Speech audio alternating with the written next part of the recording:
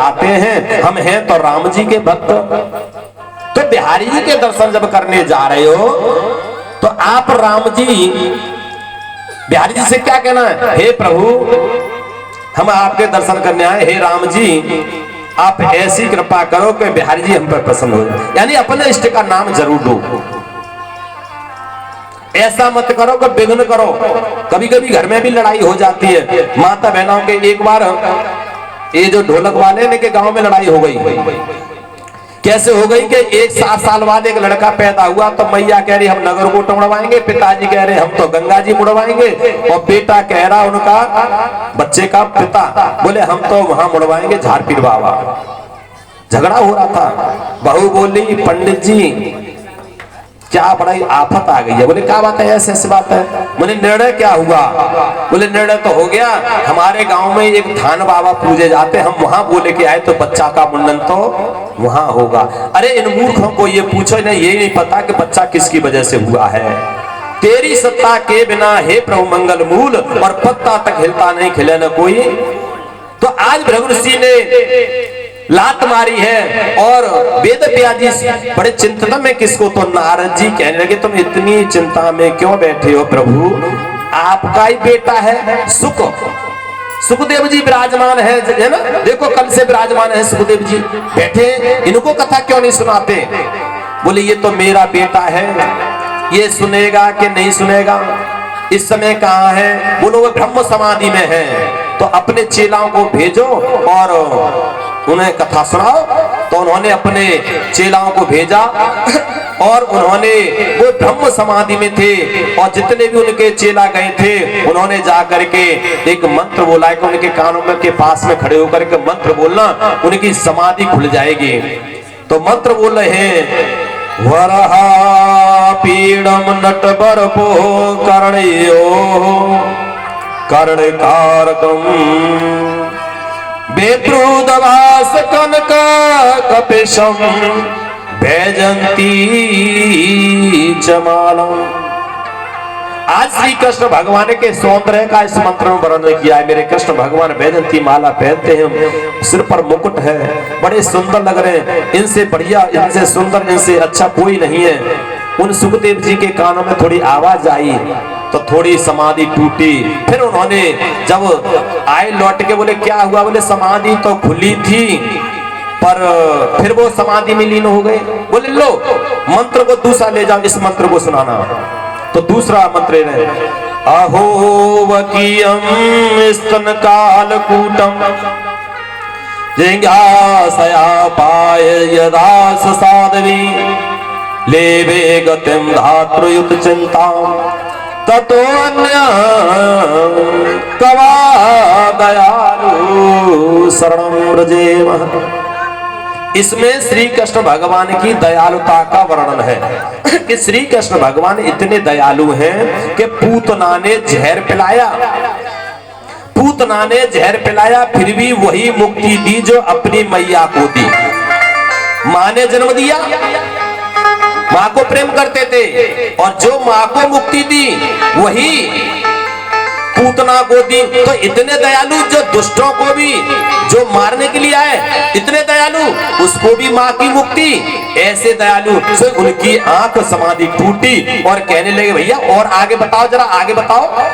बोले हम तो इतना ही जानते हैं, और इससे ज्यादा अगर सुनना है तो अपने पिताजी से सुनो। पिताजी के पास आए, पिताजी बोले हम तुम्हें सुनाएंगे, सारे मंत्र सुनाएंगे, लेकिन एक काम करना है, तुम थोड़े जनक जी के पास एक सूचना दे करके आओ, कहना कि हमारे पिताजी ने ये सूचना भेजी है। जनक जी के पास जाते हैं, इधर जनक जी के पास पहले से सूचना भिजवा दी कि मेरा बेटा आ रहा है, और इसकी अच्छी तरह से परीक्षा लेना कि ये सफल होगा कि नहीं होगा, इसे सुनाने योग्य है, ये सुनने योग्य है या नहीं है।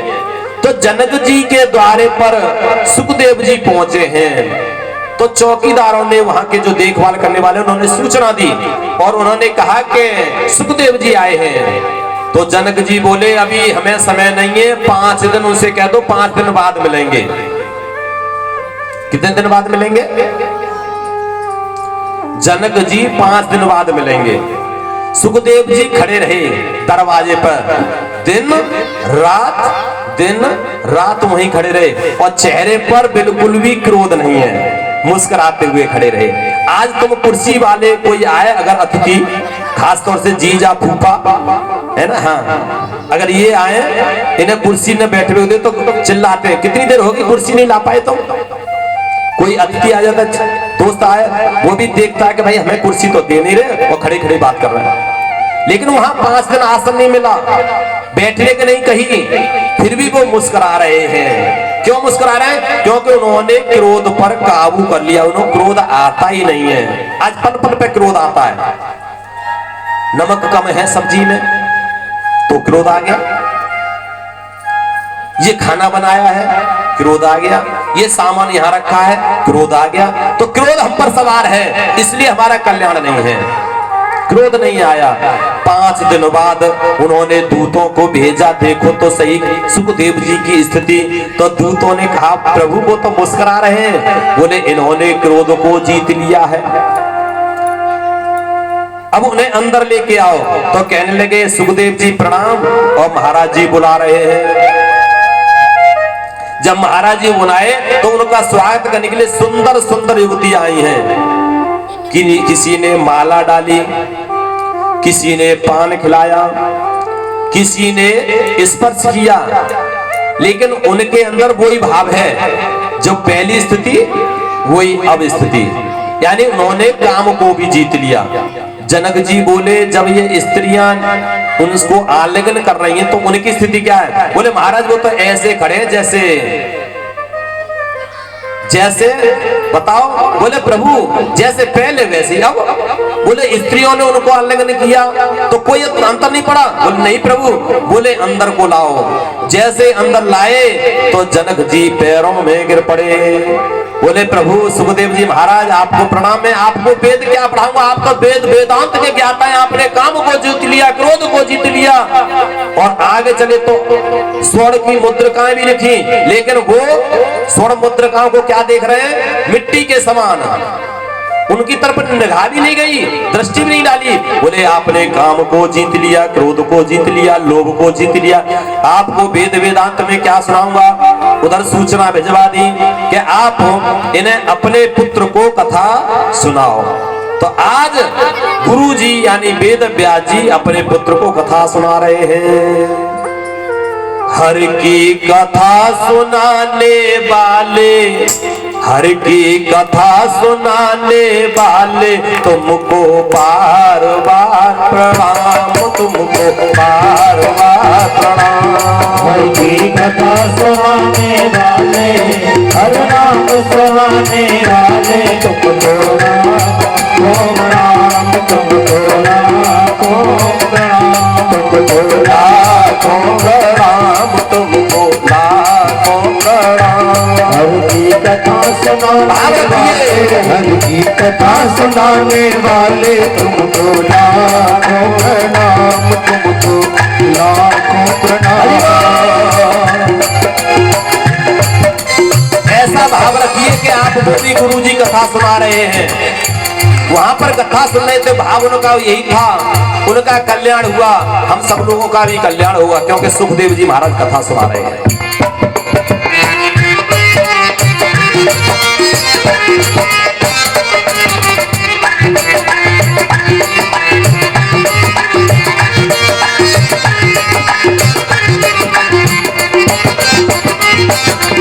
और बोलिए हम डोल रहे थे मन में, पल खो बैठे थे तन में। हम डोल रहे थे मन में, पल खो बैठे थे तन में। हम डोल रहे थे मन में, पल खो बैठे थे तन में। हम डोल रहे थे मन में, पल खो बैठे थे तन में। हो राह दिखाने वाले, हो राह दिखाने वाले तुमको लाखों प्रणाम, तुमको लाखों प्रणाम, तुमको लाखों प्रणाम, तुमको लाखों प्रणाम। हर की कथा सुनाने वाले, हर की कथा सुनाने वाले तुमको लाखों प्रणाम, तुमको लाखों प्रणाम। ताली बजाते रहो और बोलते रहो, यही तो कर्म सच्चा है।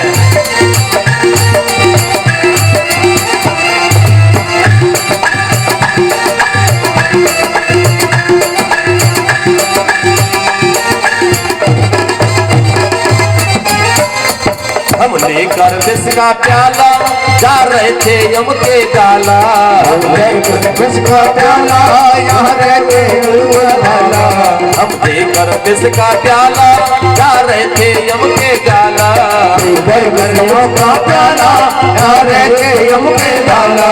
वो अमृत पान कराने, वो अमृत पान कराने तुमको लाखों प्रणाम, तुमको लाखों प्रणाम, तुमको लाखों प्रणाम, तुमको लाखों प्रणाम।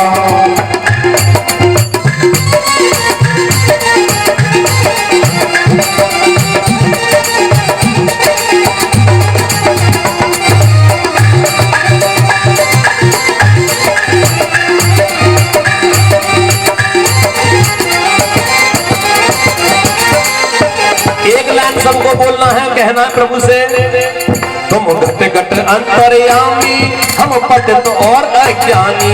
तुम घट घट अंतर्यामी, हम पतित और अज्ञानी। तुम घट घट अंतर्यामी, हम पतित और अज्ञानी। तुम घट घट अंतर्यामी, हम पतित और अज्ञानी। हो दर्श कराने वाले, हो दर्श कराने वाले, लाखों प्रणाम, तुमको लाखों प्रणाम, लाखों प्रणाम, तुमको लाखों प्रणाम।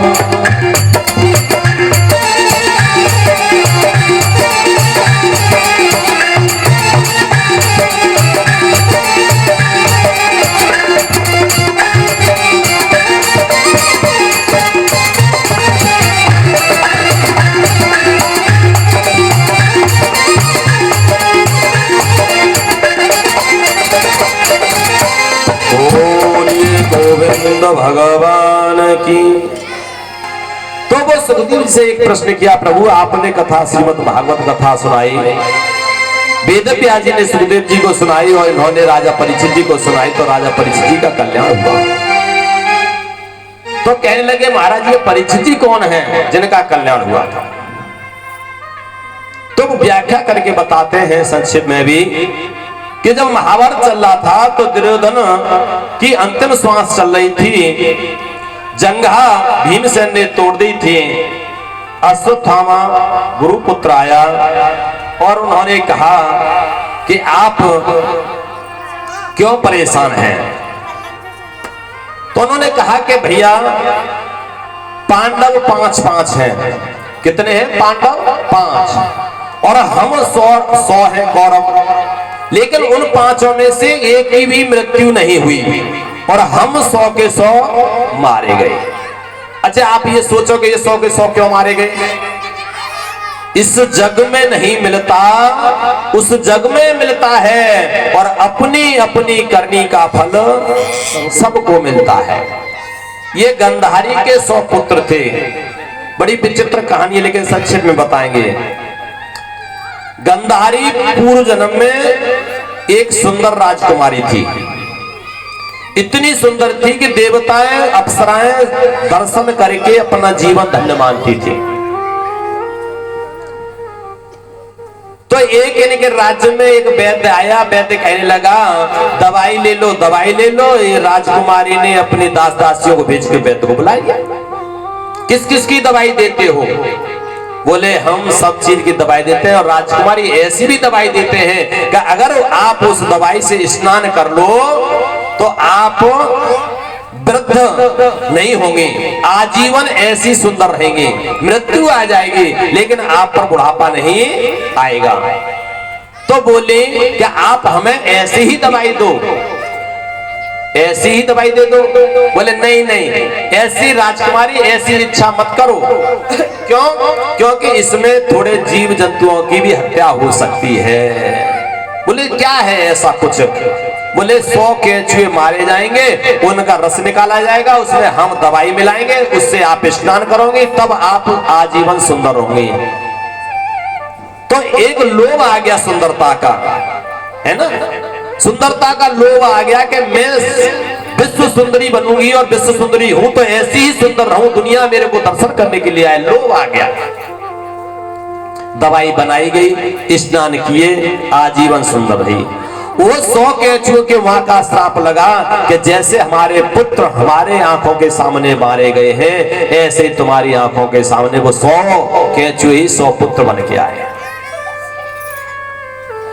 आज वो 100 के 100 मारे गए तो पांडव जिंदे हैं 5। दुर्योधन कहने लगा ये कैसी विचित्र माया, 5 ने हमको मार दिया, सबको परास्त कर दिया। तो वो कहने लगा तुम चिंता क्यों करते हो, उसका मित्र था सुदामा, तुम क्यों चिंता करते हो, अरे मैं अभी जाता हूं और पांडवों की गर्दन को काट के तुम्हारे सामने लाता हूं। दुर्योधन बड़ा विचित्र बात सोच रहा है, ये तो ऐसे समझ रहा है कि जैसे खेत की कोई मूली हो सब एक दिन में काट लाएगा। गया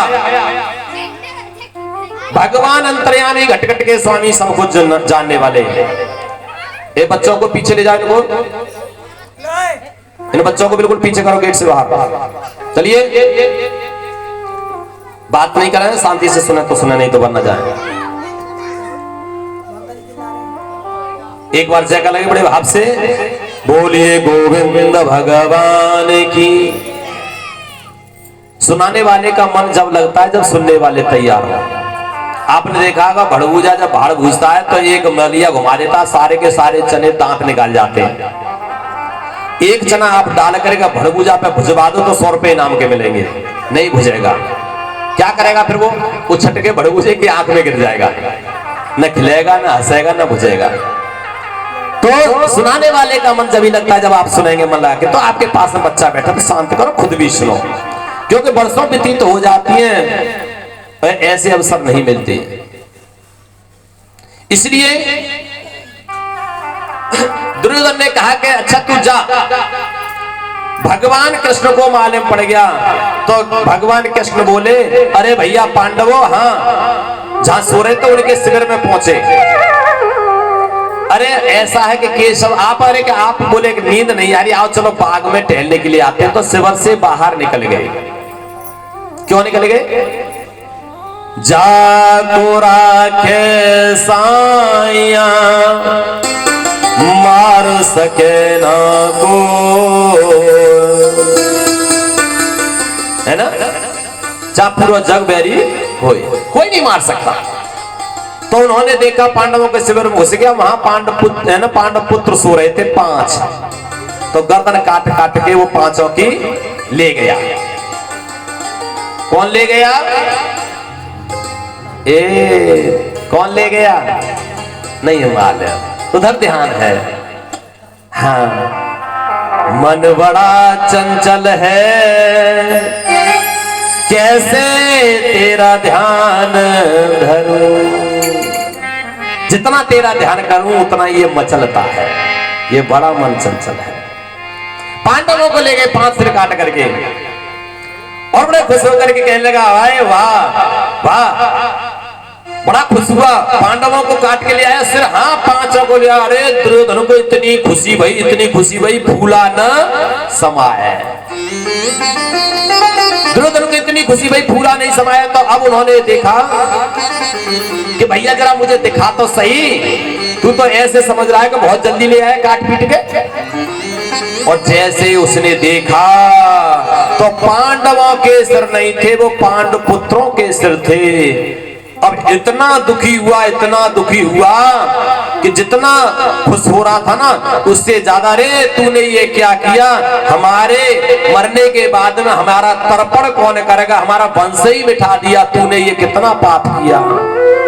और दुर्योधन को ऐसा श्राप लगा हुआ था कि जितना खुश होगा और उतना ही दुख होगा, एक साथ दोनों होंगे तो उसकी मृत्यु तुरंत हो जाएगी। तो कितना खुश हो रहा था कि पांडव मारे गए, और दुखी क्यों हुआ एकदम कि पुत्र मारे गए मेरे, अरे इन्होंने क्या बिगाड़ा था, पांडवों ने बिगाड़ा था, इतना दुखी हुआ।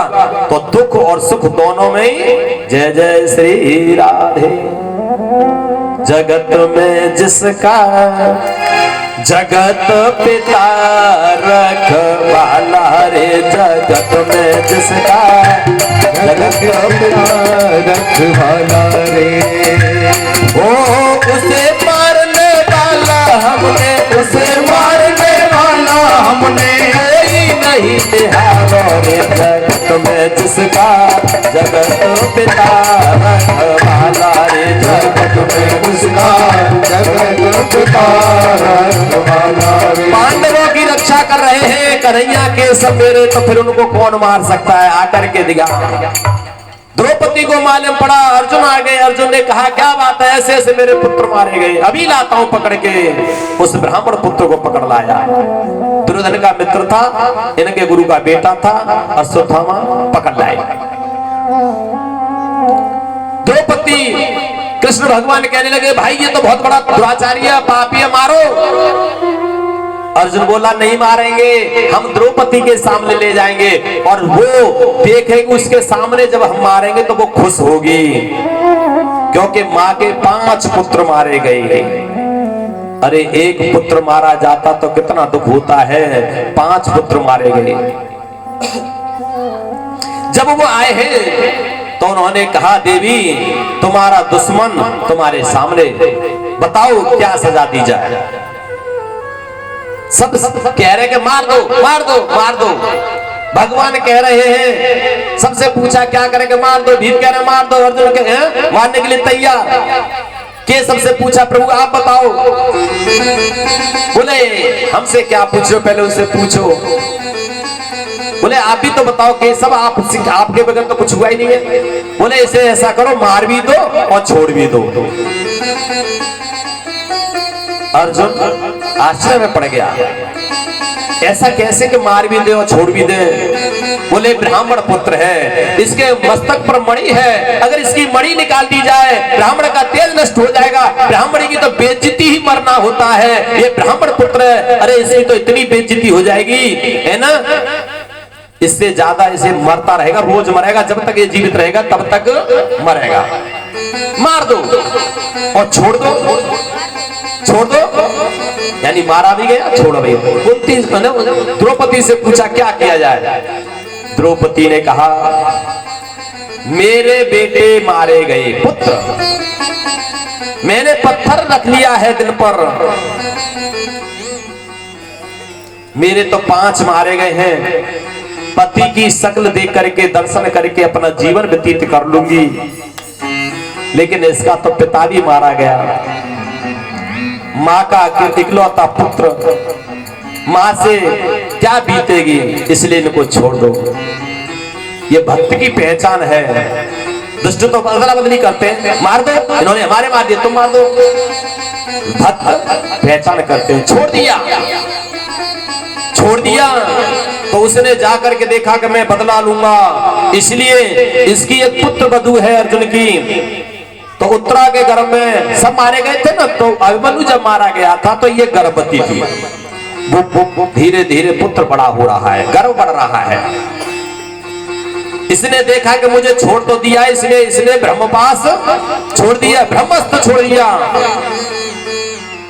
अब ब्रह्मास्त्र छोड़ा गर्भ की तरफ तो रोने लगी,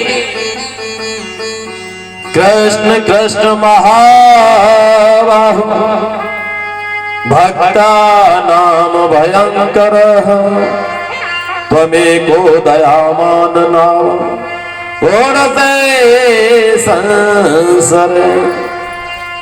हे प्रभु बचाओ, मेरा गर्भ जल रहा है, गर्भ जल रहा है। गर्भ पर जब ब्रह्मास्त्र छोड़ा गया तो भगवान के चरणों में वंदन करने लगी। एक लाइन आप भी बोल दीजिए, पकड़ लो हाथ बनवारी, नहीं तो डूब जाएंगे।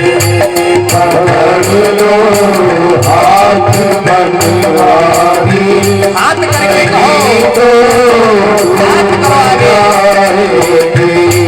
हाथ ऐसे नहीं पकड़ेंगे, ऐसे बजाते रहोगे तो कहां से पकड़े, हाथ करो कन्हैया की तरफ, हे प्रभु पकड़ लो और कह दो भाव से, पकड़ लो हाथ बनवारी, नहीं तो डूब जाएंगे। पकड़ लो हाथ बनवारी, नहीं तो डूब जाएंगे।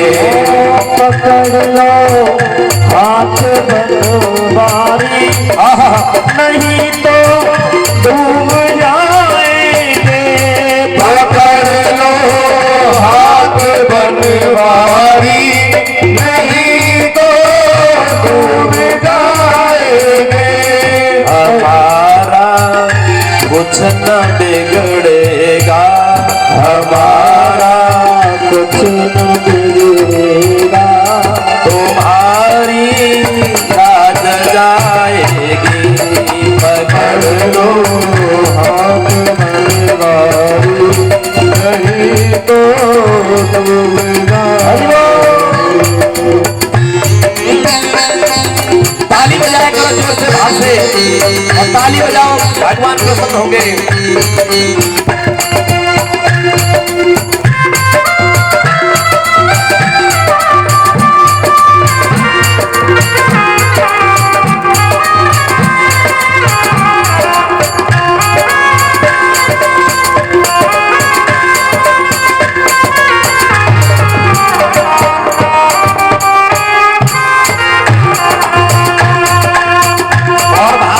भगवान से, अपने गोविंद से, जिसको जो मानते हो कहिए।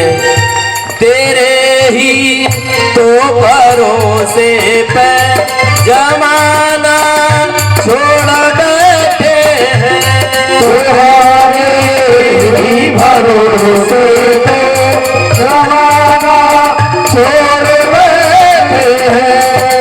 तेरे ही भरोसे पर हम जमाना छोड़ बैठे हैं। जमाने की तरफ देखो, जमाने की तरफ देखो, इसे कैसे निभाएंगे। पकड़ लो हाथ बनवारी, नहीं तो डूब जाएंगे। हमारा कुछ न बिगड़ेगा, तुम्हारी लाज जाएगी। हे मेरे गोविंद, हमारा कुछ नहीं बिगड़ेगा। दुनिया कहेगी कन्हैया के होते हुए, है ना, और सब कुछ नष्ट हो गया। कन्हैया ने अंदर जा करके गर्भ में रक्षा करी, गर्भ में जाकर के रक्षा करी। ऐसे हैं गोविंद, सबकी बाहर से रक्षा करते लेकिन स्वयं गर्भ में गए हैं, यहां पर गर्भ में गए हैं। बस भगवान कितने दयालु हैं, भक्त के लिए गर्भ में भी जाना पड़ा है, वहां जाकर के रक्षा करी है। और जब ये बड़े हुए हैं, धीरे धीरे जब ये पैदा हुए हैं, तो दो जगह से छोचकाया है। एक अर्जुन की ससुराल से, और अभिमन्यु की ससुराल से, और एक अर्जुन की ससुराल से। तो कन्हैया किसके हैं? ये भी बहन मानते तो मामा तो ये भी हुए, तो ये भी छोच के लेके आए। छोच कर जब छोच के लेकर के आए हैं, तो बड़े भाग्यशाली होते हैं। जिसे कन्हैया, नरसिंह बड़े भाग्यशाली थे, है ना। तो कन्हैया जब आए हैं, गोद में लिया, हाथ फिराया और नाम रख दिया परीक्षित। क्यों? गर्भ में भी जाकर के जो परीक्षा ली और गर्भ में जाके भगवान ने रक्षा करी, तो नाम क्या हो गया? परीक्षित। अब तो भगवान जब छोचे वोचे दे करके सब काम ठीक हुआ, तो कुंती बोली, लाला तू है तो मेरा भतीजा, लेकिन सही बात बताऊं, तू भगवान है। अरे नहीं बुआ, मैं तो तेरा भतीजा नहीं, तू भगवान है। अरे जो घर में भी जाकर के रक्षा कर दे, पल पल पे रक्षा करे, समय समय पे आकर के रक्षा करे, तो वो कहीं भतीजा हो सकता, वो भगवान है। अच्छा तो चल बुआ, कन्हैया ने कृष्ण अवतार में हजारों बार कह दिया है कि मैं भगवान हूं, और राम अवतार में राम जी ने एक बार भी नहीं कहा कि मैं भगवान हूं। क्योंकि वो मर्यादा पुरुषोत्तर राम है, इसलिए मर्यादा में रह करके बात करते। एक बार भी अपने आप को भगवान नहीं बताया, और भगवान बता देते तो सीता मैया को वनवास क्यों होता। भगवान है ना, वो तो सब रक्षा कर लेते हैं, सब वहीं बैठे बैठे ही मार देते, लेकिन नहीं, मर्यादा में रह करके काम किया है। अब कन्हैया मुस्कुराए, बोले अरे बुआ वैसे तो मैं तेरा भतीजा हूँ, तुम नहीं मान नहीं हो तो बता, चलो मैं मान ही लेते हो, चलो मैं भगवान हूं, बताओ तुमको क्या क्या चाहिए, बताओ तुमको क्या क्या चाहिए। तो सबका नंबर आया, जितने भी पांडव थे और पांडव के परिवार थे वो सबको बुला लिया। तो युधिष्ठिर जी से कहा भैया आप ही मांग लो। युधिष्ठिर जी बोले भैया हमें क्या चाहिए प्रभु, हम तो बस एक ही आशीर्वादों कि मैं अपने धर्म पर चलता रहूं, कभी अधर्म नहीं मेरे हाथ से हो। भीमसेन तुम भी कुछ कर लो। बोले हमें सब पेटू कहे में खूब खामे पीवे, सबसे ज्यादा हमें ही खामे तो हमारा कछु कल्याण है जाए, तो कछु बताए दो। बोले ऐसा करो निर्जला एकादशी को व्रत रह ले करो, साल में एक दिन भूख रह ले करो। ऐसे द्रौपदी का नंबर आया। बोले हमने तो तुम्हें भाई माना है तो रक्षा करी है, पर अच्छे ही करते रहो, हमें कुछ नहीं चाहिए। उत्तरा ने भी चरण स्पर्श करने के लिए कहा, अरे क्या पागल हो गई है, नहीं गले से लगाया, अभी तेरी उम्र है, ये तू अपना जीवन व्यतीत कर। नहीं भगवान आशीर्वाद ही चाहिए, मुझे कुछ नहीं चाहिए। अब आया बुआ का नंबर, सबने मांग लिया, बुआ तू भी मांग ले। बुआ ने त्रिवाचा भरवाया है, पहले तुम संकल्प करो कि मैं जो मांगू दोगे। अरे लो मैंने जब सबको दिया तो तुमको नहीं दूंगा, नहीं नहीं, त्रिवाचा भरवा लिया, दूंगा दूंगा दूंगा। कुंती बोली मुझे ऐसा आशीर्वाद दो, ऐसा आशीर्वाद दो कि मेरे जीवन में कभी सुख आवे ही नहीं, दुख ही दुख पड़ा है। दुख केवल कुंती एक महाभारत की पात्र है जिसने जीवन में दुख मांगा है। और हम लोग क्या मांगते हैं मालूम है, जो धावे फल पावे, दुख बिन सेवन का, सुख संपत्ति घर आवे, कष्ट मिटे तन का। ओम जय, अरे बोलो तुम तो बोल ही ना रहे। ओम जय। नेक धूपबत्ती सी लगा लियो, नेक बत्ती लगा लियो, कितना मांग लियो। जो धावे फल पावे, दुख मिले सेवन का, सुख संपत्ति घर आवे और कष्ट मिटे। नेक नौदना में जो नौदना जब बसने के ईमानदार बनते, जाने झूठ मूठ बनते, जाने कैसे बनते, बात समय पर तो जरूर कहते हैं, अच्छी मजूरी में कहते होंगे। नहीं मांगते धन और दौलत, ना चांदी ना सोना, नहीं मांगते धन और दौलत, ना चांदी ना सोना। हम तो मांगे तेरे हृदय में, हम तो मांगे तेरे हृदय में, एक छोटा सा कोना अम्बे, तू है जगदम्बे।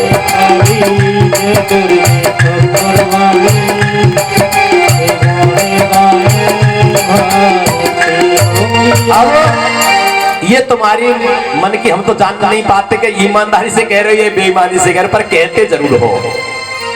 और भगवान इतने दया के सागर हैं, बोले कि तू भाव को भाव आलस से कैसे मेरा गुणगान गा, मेरे पास आ जा, मैं तेरे सब काम। और माता बहनों पे तो झूठ भी बोले तो भी प्रसन्न होते देवता। पतवारी पे जाएंगे तो कहेंगे सोने को लोटा गंगा जल पानी, में स्टील को लोटा और नलते लाइए पानी। पर मैया कहते चिंता मत कर, तू कहता आ तो जा, अब तू आएगी नहीं और वहीं से कहते रहेगी तो मैं तेरा कल्याण नहीं। तो माता बहना बेचारी सवेरी चली जाते हैं, यहाँ भी देखो तो 6 बजे आएगी परिक्रमा लगाए हुए आती है। हाँ तो भगवान कहते हैं क्योंकि ये भाव को भाव, कैसे भी भगवान के सामने आ जाओ, क्योंकि राम जी स्वयं कहते हैं सन्मुख होए जीव मोए जब ही, मेरे में सामने आ जाओ।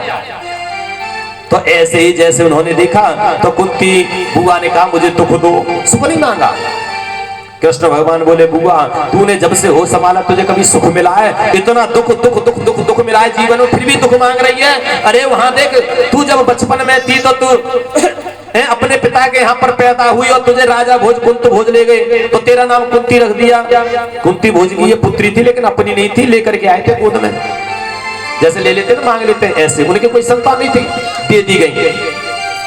बचपन में दूसरे के यहाँ पली, थोड़ी समझदार हुई, तेरी शादी की गई और शादी की गई तो पति भी कैसा, पी लिया का मारा। पति कैसा था और उसको श्राप भी लगा हुआ था। अपनी पत्नी